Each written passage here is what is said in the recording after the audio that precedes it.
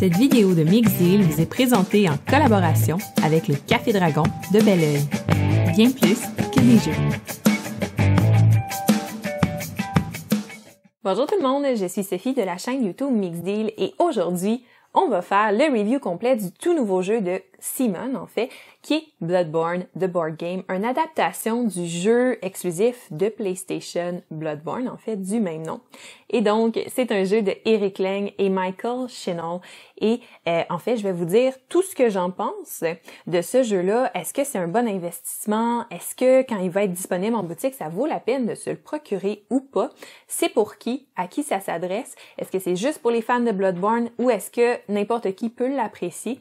Et avant toute chose, en fait, ce que je vais faire, c'est que je vais vous faire une présentation du gameplay. Donc, ça sera pas une vidéo règle, c'est pas là qu'on va explorer tous les petits points de règle, toutes les choses. Ça va juste vraiment vous montrer comment le jeu joue, qu'est-ce que ça contient, cette boîte-là, et tout ça pour vous donner une meilleure idée si le jeu est pour vous ou non. Donc, on commence ça tout de suite.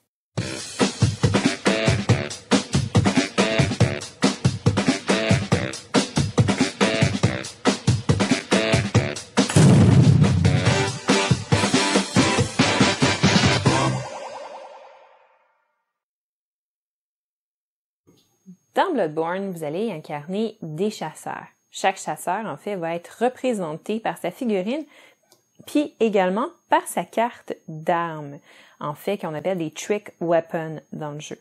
Donc, si on regarde un chasseur de plus près, c'est vraiment son arme qui va être la chose la plus importante, en fait, étant donné que c'est ça qui va lui conférer des pouvoirs spéciaux qui sont marqués au-dessus, ainsi que certaines attaques, et l'arme deux côtés, étant donné qu'elle va tourner de temps en temps durant la partie et quand elle tourne, les attaques vont changer, non seulement ça, mais également le pouvoir spécial du héros. Le jeu de Bloodborne va jouer en campagne et chaque campagne va être divisée en 3 chapitres. Donc, ce sont des campagnes qui sont en fait complètement uniques et pas reliées une dans l'autre. Ce qui veut dire que quand vous terminez une campagne, vous gardez pas votre chasseur et vos statistiques pour la prochaine campagne, mais vous changez tout et vous recommencez à zéro.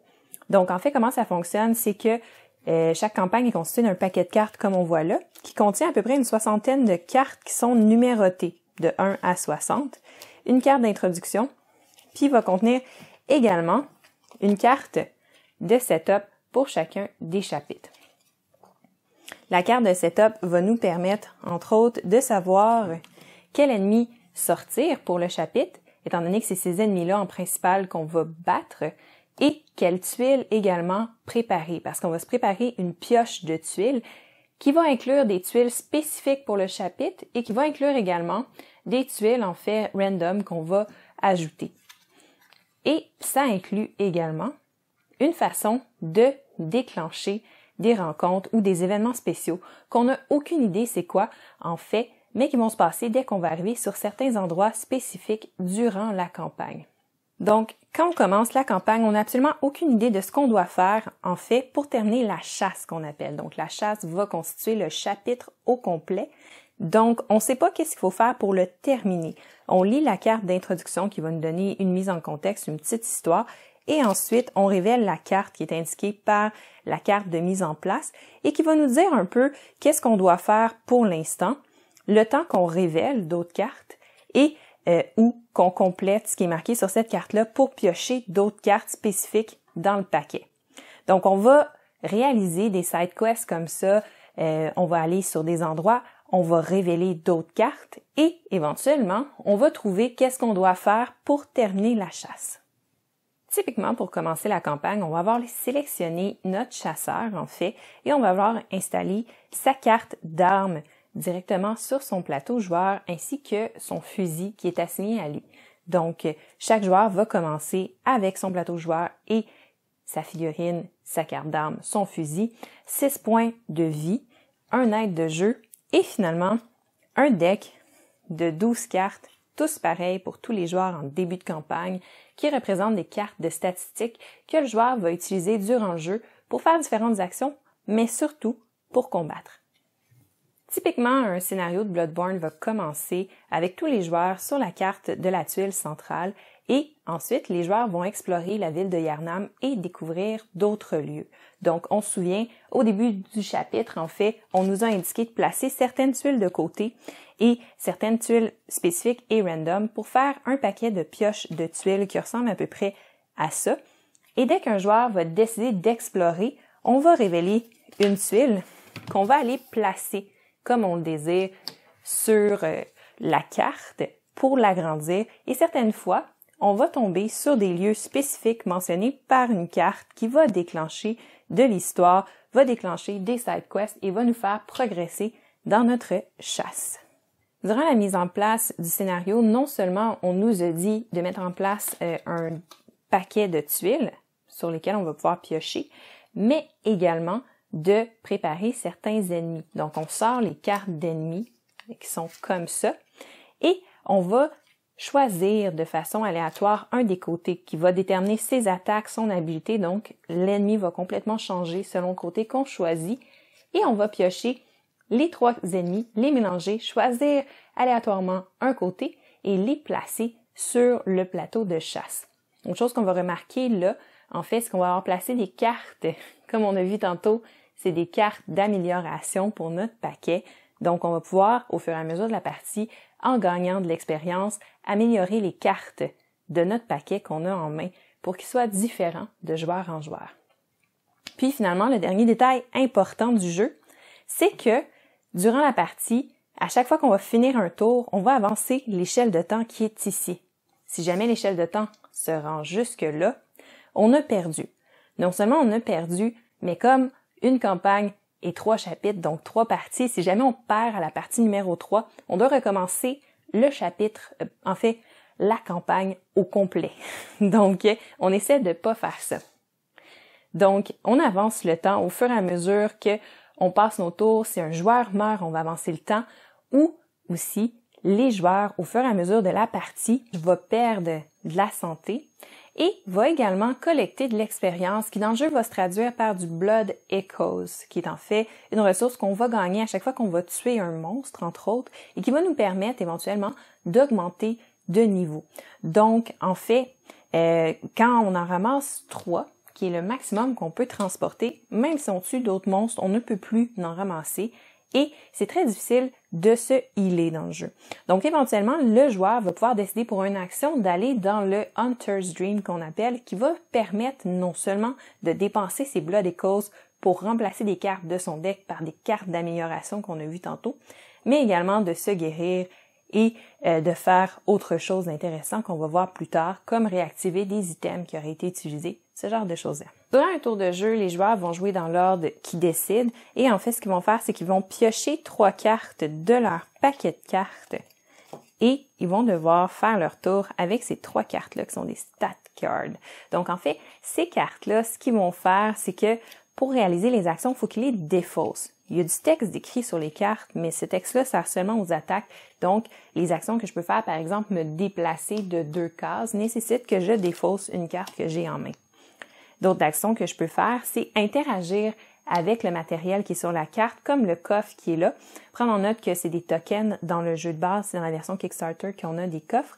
Interagir demande de défausser une carte, encore une fois, sans réaliser son effet. Donc, on peut faire ça. On peut également décider d'attaquer ou encore d'aller dans le rêve, comme j'ai expliqué. Donc, l'attaque, c'est vraiment là que tout va se passer. C'est là que l'intérêt du jeu est. Parce que quand un joueur veut attaquer, il doit non seulement décider quelle carte il veut utiliser de sa main, parce que là, l'effet qui est marqué sur la carte a son importance, mais également quelle attaque il veut faire.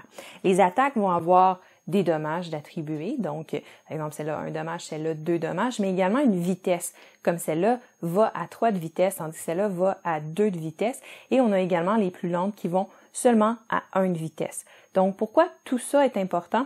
C'est parce que pendant que nous, on va décider quelle attaque on fait, par exemple, je décide de faire une attaque ici, donc d'attaquer vite, je mets ma carte, ce qui va déclencher son effet. Ici, ça serait de piger une autre carte dans mon paquet et de la rajouter dans mes mains. Mais pendant qu'on décide notre attaque, le monstre va également attaquer. Donc, ce qu'on va faire, c'est qu'on va piocher une carte du paquet d'actions d'ennemis qui va nous dire s'il fait son attaque basique, son attaque spéciale ou encore son habilité.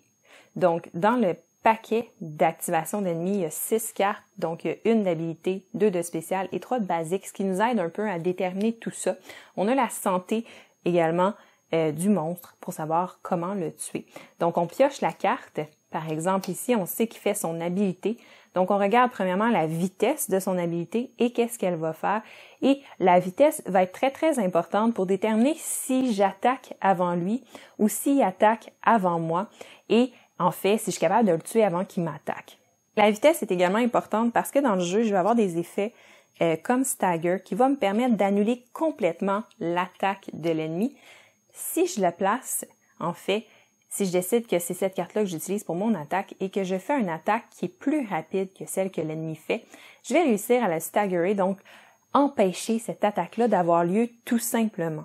Une autre chose qui est importante, c'est que si jamais j'ai pas réussi à empêcher son attaque, je peux toujours essayer de le dodger. Donc, une fois qu'on a déterminé quelle attaque il faisait, si j'ai une carte dodge dans les mains, je peux décider de la placer sur mon arme, sur une attaque qui est d'égale vitesse ou plus rapide que la sienne. Et à ce moment-là, j'ai dodgé son attaque.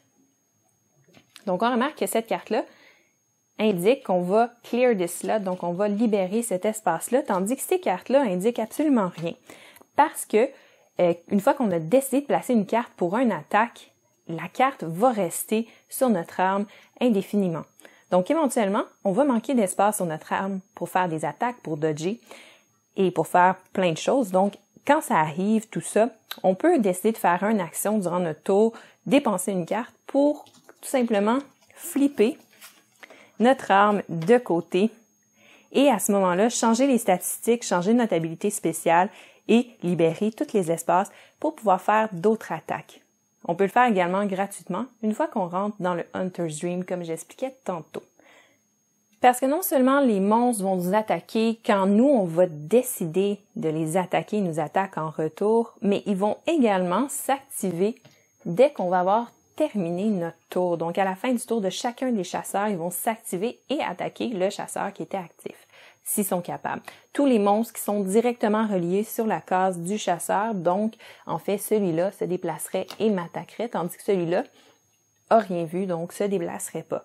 Et là, les attaques fonctionnent exactement de la même chose, donc ils vont m'attaquer. Je peux décider de jouer une carte sur mon arme si j'ai une place de disponible et une carte en main pour pouvoir les attaquer en retour, ou je peux tout simplement décider de dodger leur attaque aussi si j'ai les cartes en main nécessaires et l'espace toujours sur mon arme. Donc, ça demande beaucoup de planification au niveau des cartes, quoi utiliser, quel espace libérer sur notre arme et tout durant notre tour, puisque leur attaque, en fait, pardonne pas et qu'on n'a pas beaucoup de points de santé. Chaque chasseur va seulement avoir 6 points de santé.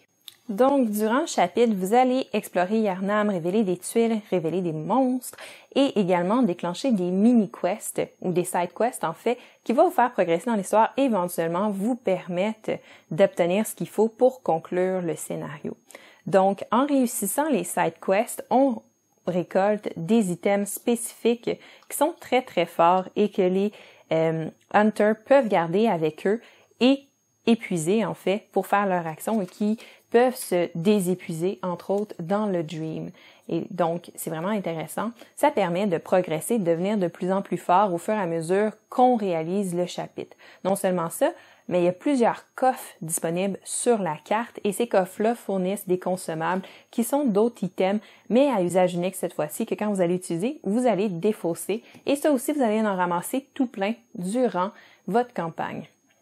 C'est à noter que dans un chapitre, vous ne serez pas capable de compléter toutes les quêtes secondaires qui vont être présentes. Donc, il va falloir choisir lesquelles sont faisables versus lesquelles seront pas possibles pour vous de réaliser. Non seulement ça, mais éventuellement, vous allez tourner une carte qui va vous dire pour compléter la chasse, faites telle chose et c'est votre indication que pour compléter le scénario, c'est la dernière étape que vous avez à franchir. Donc, en terminant un chapitre, vous allez peut-être avoir passé à travers peut-être une dizaine ou vingtaine de cartes de ce paquet-là. Et à ce moment-là, vous pouvez sauvegarder la partie, sauvegarder où vos chasseurs sont rendus. Il y a un insert dans la boîte qui permet de tout ranger de façon à garder toutes les statistiques et où on est rendu dans la partie pour y revenir plus tard. Ou vous pouvez tout tout simplement décider de poursuivre directement avec le chapitre 2 et le mettre en place. Ou, une fois que le chapitre 2 est terminé, poursuivre avec le chapitre 3, le mettre en place, et une fois qu'on a fini les 3 chapitres, donc 3 parties, et on a terminé complètement la campagne. Le jeu de base de Bloodborne contient 4 campagnes différentes qui vont offrir 3 chapitres chaque, donc 12 parties différentes que vous pouvez faire, et il y a certaines extensions qui vont être disponibles en magasin qui vont en fournir d'autres. Puis c'est à noter qu'une fois que vous avez terminé une campagne, vous êtes vraiment loin d'avoir passé à travers tout le paquet de cartes. Donc, en fait, il y a plein de secrets à révéler et c'est possible de refaire les campagnes plusieurs fois.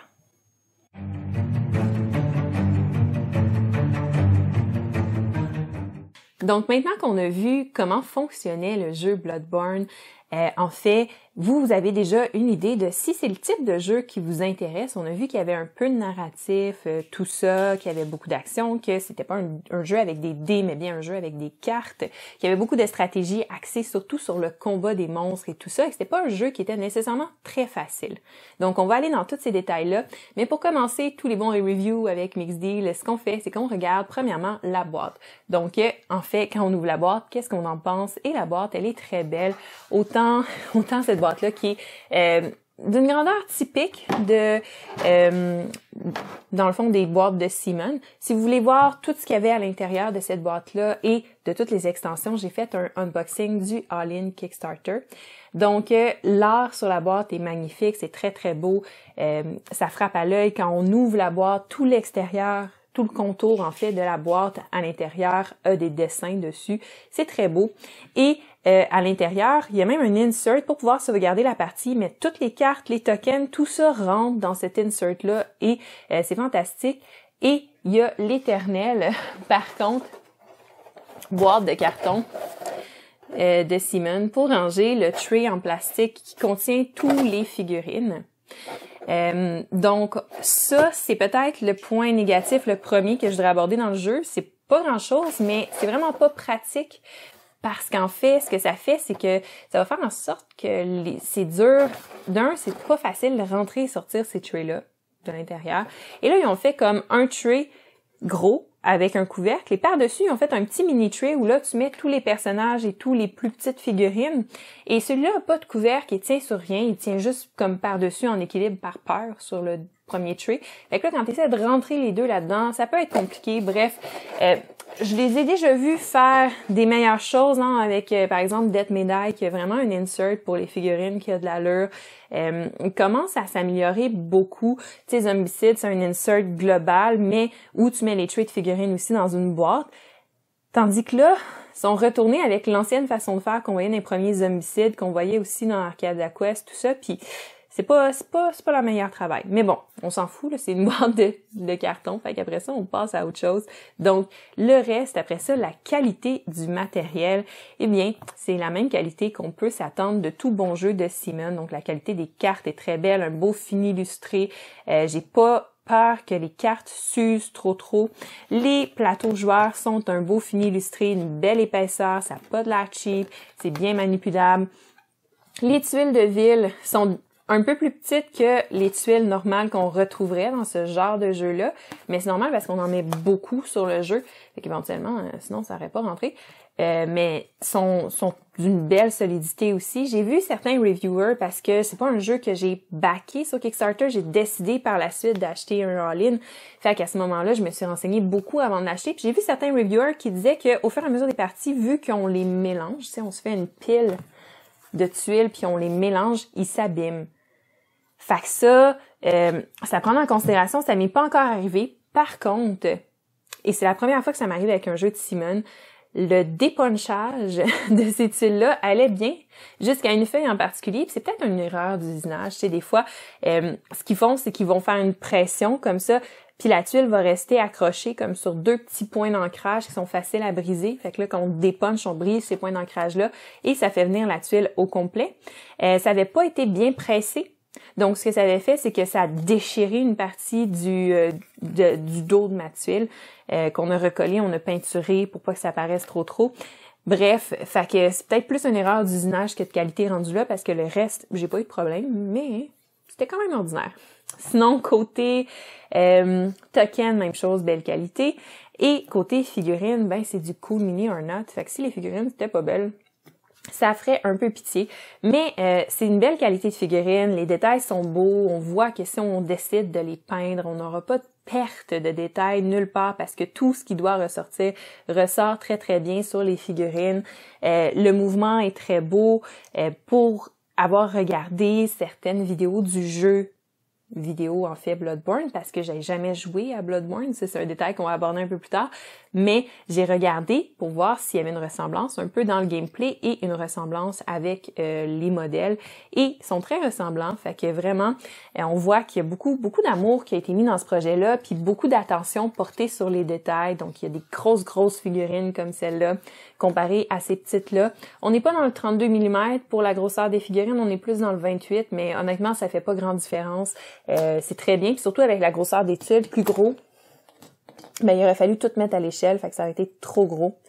Mais bref, un beau jeu avec overall une qualité quand même très belle, et ce qu'il y a dans la boîte de base, c'est quand même beaucoup de stock. Vous irez voir le unboxing, je vais mettre le lien ici, mais je vais aussi le mettre à la fin de la vidéo si vous voulez voir. Fait que pour ce qui est de la qualité, pour ce qui est de la boîte, l'esthétique aussi, en fait l'esthétique j'en ai pas parlé trop, mais entre autres, les dessins sont beaux partout. On voit que c'est beaucoup inspiré du jeu vidéo, même à certains endroits, j'ai l'impression que ça a été pris directement du jeu vidéo. Faut savoir que quand ils ont développé Bloodborne, ils l'ont fait en totale collaboration avec PlayStation. Donc, en fait, ils ont eu beaucoup d'aide pour le développer, pour que ça reste le plus fidèle à la licence possible. Et les tuiles sont vraiment magnifiques. Le gars montrait comment il les a développées, comment il a fait en sorte de prendre un paysage 3D du jeu et de le représenter sur une tuile pour qu'on ait cet effet-là plongeant de 3D. Puis c'est vraiment très bien réussi. L'effet est très très belle. Les tuiles sont magnifiques. C'est sûr que peut-être premier détail du jeu, étant donné qu'on parle des tuiles, dans le jeu, on va se promener, on va révéler des tuiles. La carte va être tout le temps aléatoire. Donc, c'est sûr que vous avez ces tuiles-là pour le jeu, puis c'est tout, dans la boîte de base. Ce qui veut dire que toutes les missions que vous allez les faire avec celle-là. Et même si vous achetez des extensions, c'est pas toutes les extensions qui rajoutent des tuiles. Fait que vous allez pas mal tout le temps être avec ces tuiles-là. Donc, ça peut être un peu répétitif dans l'art, même si c'est pas quelque chose qui me dérange énormément, comme dans le jeu vidéo, on reste dans les tableaux, mais on reste dans la même ville, tout ça. Donc, c'est pas quelque chose de trop dérangeant, mais pour ceux qui trouveraient ça monotone, ça peut être un point négatif, parce qu'éventuellement, tout se ressemble. Mais c'est pas quelque chose qui était vraiment me déranger, moi. Fait que si on parle après ça du gameplay de Bloodborne, on a vu un peu tout comment ça fonctionnait, tout ça. Ça joue assez bien. C'est un jeu qui s'apprend bien, donc ça aussi c'est un détail, j'ai pas parlé. Le livre de règles, il est ici. C'est un livre de règles typique de Cool Mini or Not. Tu le lis, tu as l'impression que tu comprends le jeu, puis tu peux partir et jouer. C'est 27 pages pour le lire au complet. Dans ces 27 pages-là, il y a au moins une table des matières, ce qui est apprécié. Et à la fin, il y a également un glossaire. Et c'est ça. Un glossaire, une table des matières, ça aurait peut-être mérité un index. En fait, ça aurait mérité plus qu'un index, ce livre de règles-là. L'affaire, c'est que tu le lis, puis comme tous les jeux de Cool Mini or Not, en fait, tu dis « Oh wow, j'ai compris le jeu, je suis prête à aller jouer. » Et là, tu t'installes et tu commences à jouer. La seule chose, c'est que d'habitude, ça fonctionne bien, puis tu retournes dans le livre de règles 2-3 fois, confirmer certains détails, puis tu es capable de comprendre le jeu au complet. Mais là, avec Bloodborne, l'affaire, c'est que tu arrives à certaines des parties du jeu où là, tu as des détails vraiment spécifiques ou vraiment une situation qui est pas décrite dans le livre de règles, puis que c'est pas facile de déduire qu'est-ce qu'il faut que tu fasses à ce moment-là. Puis ça arrive quand même relativement souvent, tellement que les joueurs ont décidé de faire une FAQ sur Board Game Geek. Je vais mettre le lien dans la description pour ceux que ça intéresse, et qui répond à peu près à tous ces commentaires-là, ces questions-là que les gens avaient. Michael Shinall, un des créateurs du jeu, a même participé à rédiger cette FAQ-là. Il pense qu'ils vont peut-être en faire une également officielle sur le site de Simon, après avoir regardé tous les commentaires des gens, parce qu'effectivement, si j'avais pas eu la FAQ, il y a certains détails que j'étais pas capable de répondre par moi-même, et même certaines fois ça m'arrive d'arriver dans la partie de faire comme ça je sais pas trop comment naviguer ça, Et là, des fois, le livre de règles va répondre aux questionnements. Des fois, il faut aller à la FAQ. Des fois, il faut faire des petites recherches. Donc, il y a ce côté-là pour la prise en main qui est peut-être pas facile. Fait que moi, c'est pas quelque chose qui me dérange trop parce que overall, une fois que tu comprends comment jouer, c'est très simple. C'est juste, il faut faire l'effort de plus d'aller lire la FAQ sur Internet pour s'assurer qu'on a tous les détails, puis tout. Donc c'est ça. C'est sûr que c'est un peu plus ordinaire quand t'achètes un jeu, tu t'attends à ce que ça soit final, que ça soit parfait, que tu l'ouvres et que tu sois capable de jouer. Le fait que ça soit pas clair comme ça, c'est un peu triste. Il aurait fallu peut-être faire comme Fantasy Flight Games font, faire le Learn to Play, qui aurait été celui-là ici, et après ça, faire juste un gros livre d'index avec tous les petits détails qui peuvent arriver durant la partie que tu vas regarder à ce moment-là. Je pense que ça aurait été la meilleure façon d'approcher ce jeu-là, qui est quand même assez costaud, mais ça n'a pas été fait.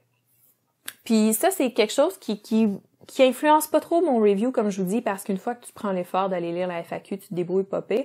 Par contre, une autre chose qui arrive dans le jeu, puis ça l'affecte un peu mon review du jeu, étant donné que, tu sais, moi, j'ai pris un all-in. Fait que c'est sûr que c'est un certain montant d'argent investi dans un jeu. Fait que tu t'attends quand même à avoir quelque chose, surtout avec une compagnie comme Simon, à avoir quelque chose de fini, de bien fait, de bien playtesté, tout ça. Et il y a certaines cartes dans les campagnes qui vont te demander d'aller chercher certaines cartes qui n'existent pas ou qui sont pas les bonnes cartes. Ou d'avoir certaines choses qui finalement ont changé de nom au cours de la production du jeu. Ça fait plus de la même façon. Et là, ça fait plus de sens, la carte.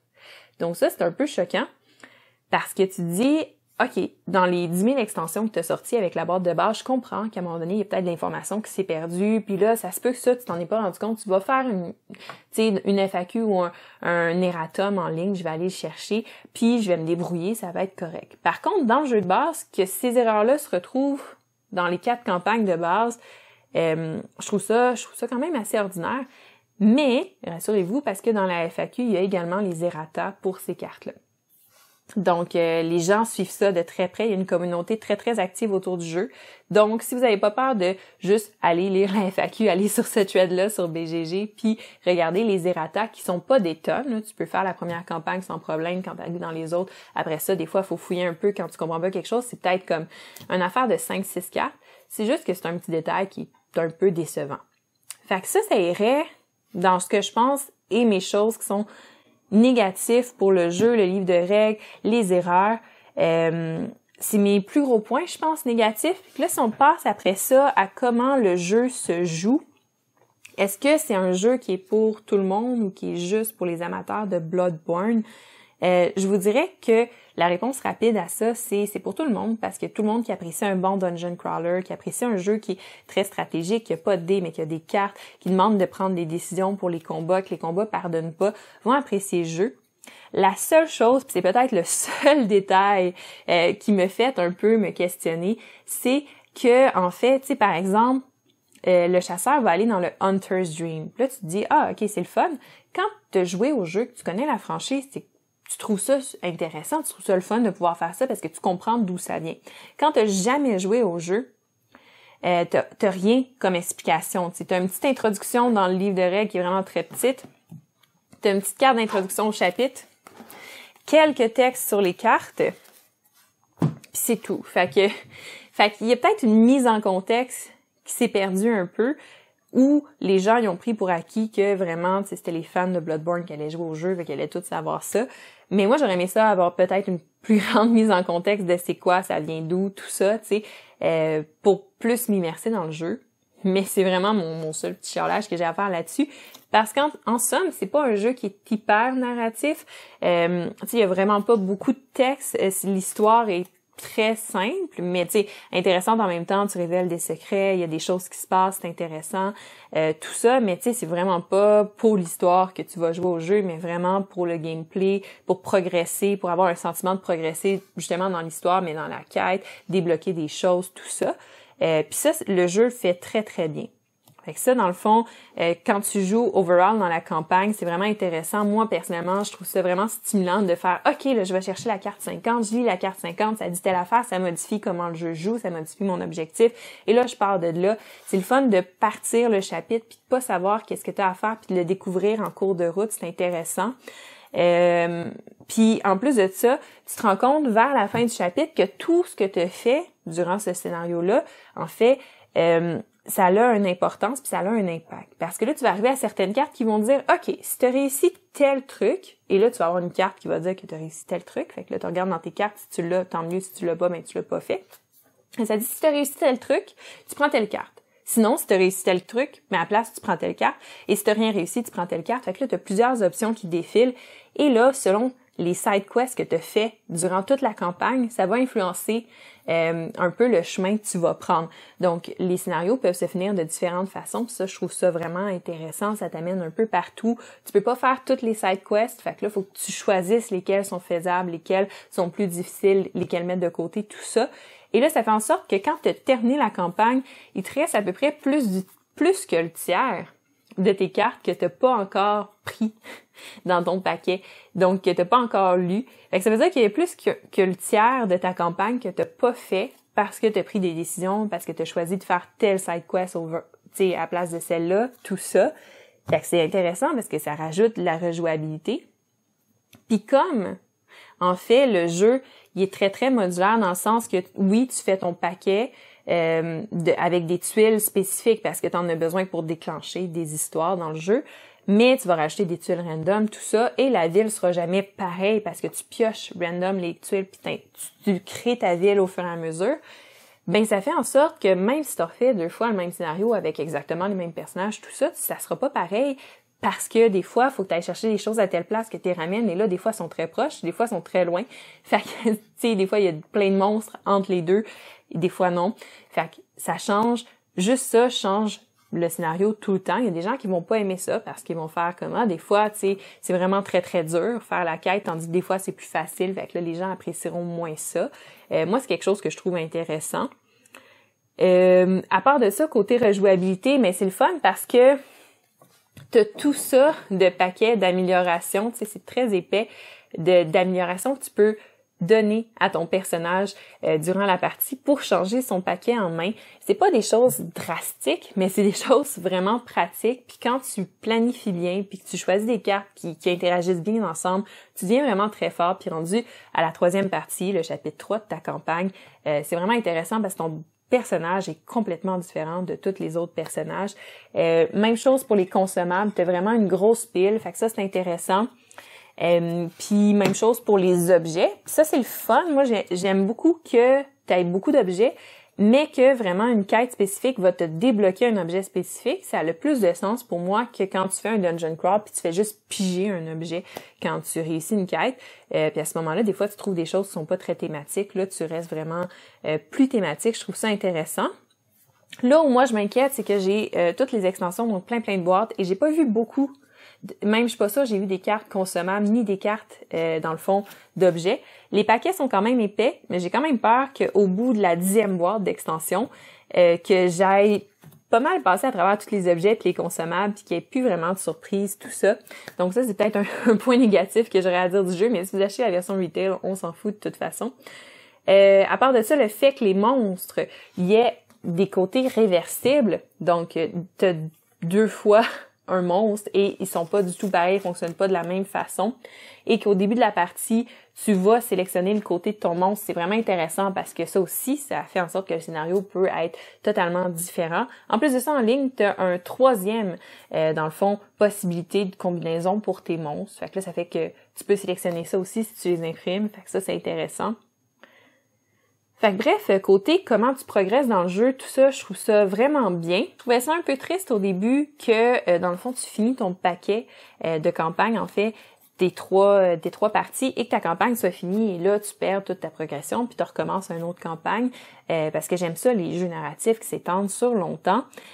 Mais finalement, je me rends compte que j'ai tellement de jeux narratifs longs que des fois, j'ai un peu peur de pas pouvoir passer à travers tous ces jeux-là parce que t'en accumules parce que t'aimes ça, puis éventuellement, there's only so much temps que t'as de libre pour jouer, tu sais. Fait que, à un moment donné, ça se peut que tu puisses pas passer à travers tous tes jeux.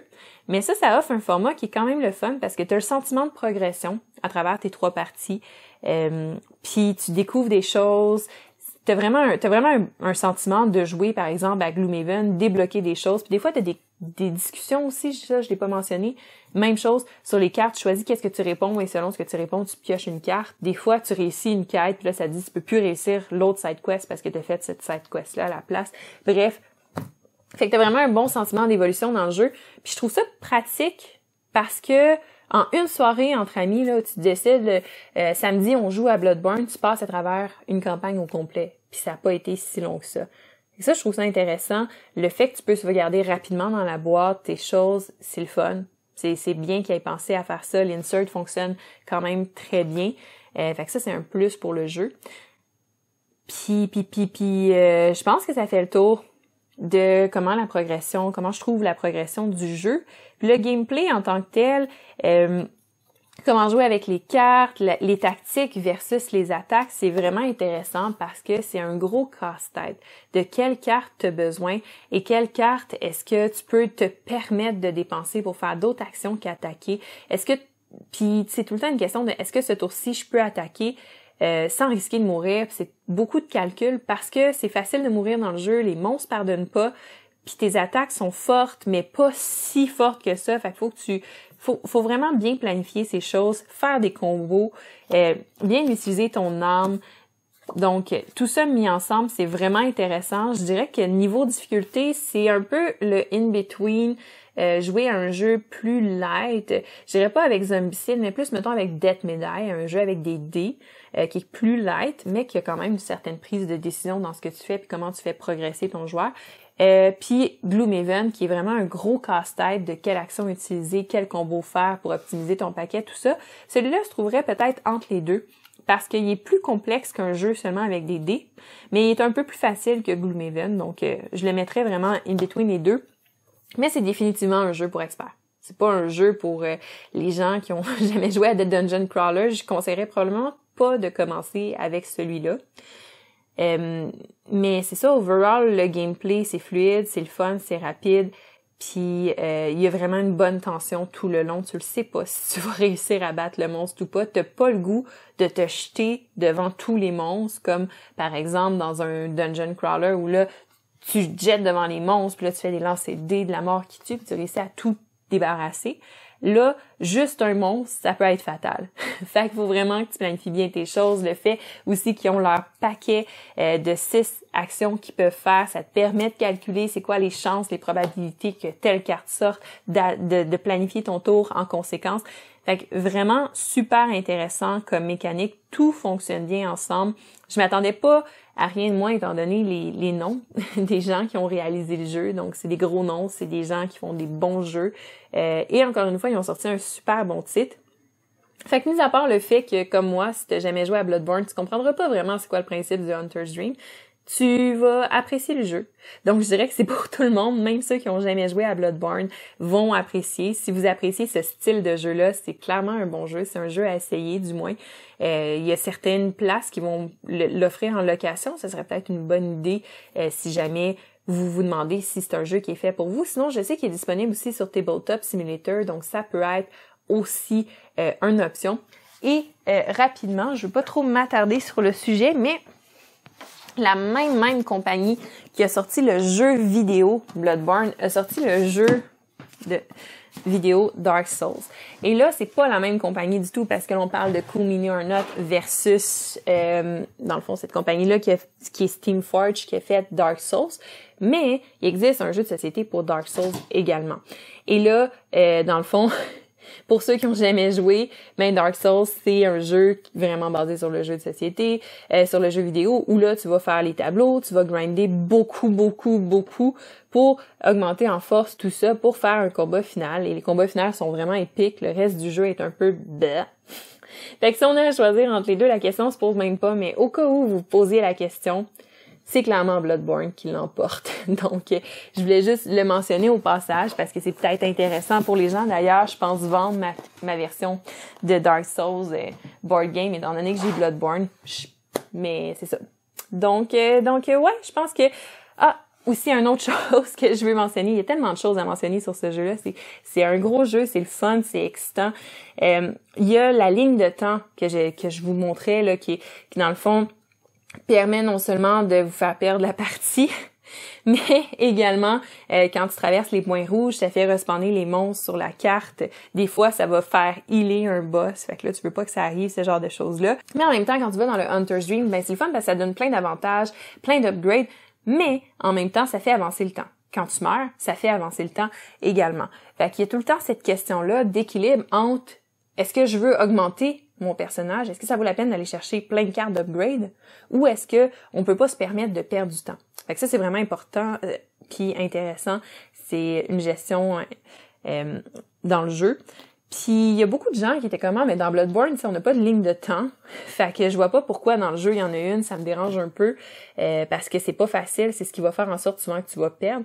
Fait que c'est ça, puis les gens l'aiment pas tous, sont un peu biaisés. Moi, je suis vraiment plus de l'avis contraire, je trouve ça vraiment bien, parce que ça rajoute vraiment une grosse pression de performance, de « OK, on peut pas trop niaiser, faut pas s'attarder, on fait ce qu'on est capable de faire, puis on laisse de côté ce qu'on n'est pas capable, ce qui justement nous ferait progresser d'une façon totalement différente dans l'histoire. S'il y avait pas la ligne de temps, le jeu serait trop facile. Parce que d'un, il y aurait pas de condition de défaite, fait que ça serait un peu niaiseux. Puis de deux, mais là, tu pourrais juste tout faire, puis tu viendrais un peu OP. Tandis que ça, c'est vraiment ça qui va te permettre de prendre les décisions tactiques par rapport aux side quests que tu peux faire versus celles que tu peux pas faire, comment tu vas les faire pour maximiser ton temps. Quand est-ce que ça va valoir la peine d'aller dans le Hunter's Dream pour dépenser ton Blood Echo, que tu peux juste avoir 3. Fait que ça aussi, c'est intéressant parce que des fois, t'en as 3, puis là, ça serait donc le temps d'y aller parce que si tu meurs, tu vas les perdre. Mais dans le fond, c'est pas le bon moment. Fait que là, ça t'amène plein de décisions différentes. Et aussi, dernier side note, mais les armes qui sont aussi les Hunters, c'est vraiment intéressant parce que c'est tellement différent un de l'autre que tu joues totalement basé sur ta stratégie de personnage. Fait que c'est vraiment intéressant. Il y a vraiment une bonne rejouabilité, une bonne différence, asymétrie entre les personnages. Il y en a 4 dans la boîte de base. Il y en a plus dans les extensions. Fait bref, je pense que c'était le tour du jeu. Je pense que vous avez compris à m'entendre parler du jeu que moi, j'ai beaucoup apprécié mon expérience. Ça va rentrer dans mon top Dungeon Crawler. Ça va rentrer dans les jeux que je vais sortir souvent parce qu'il se met rapidement en place. Il se range bien en plus. Fait que il y a tout pour plaire, bref. Puis j'ai bien hâte de découvrir tout ça. Puis en plus, j'ai comme beaucoup de campagnes de ce jeu-là. Étant donné que j'ai pledgé le all-in. Donc, c'est ça. Je vais avoir du fun pour longtemps. Alors, j'espère que vous avez aimé la vidéo. J'espère que, dans le fond, ça a répondu à vos questions. Si vous avez des questions, gênez-vous pas à les laisser en commentaire. Si votre avis est différent du mien, gênez-vous pas non plus pour le laisser en commentaire. J'aime ça discuter toujours puis voir un peu l'avis de tout le monde sur les jeux. Et ben d'ici là, en fait, si vous avez aimé la vidéo, n'hésitez pas à laisser un pouce en l'air, un commentaire, à vous abonner aussi puis à sonner la cloche pour pas manquer aucune des vidéos que je mets en ligne. Et d'ici là, je vous souhaite une super belle journée puis à la prochaine.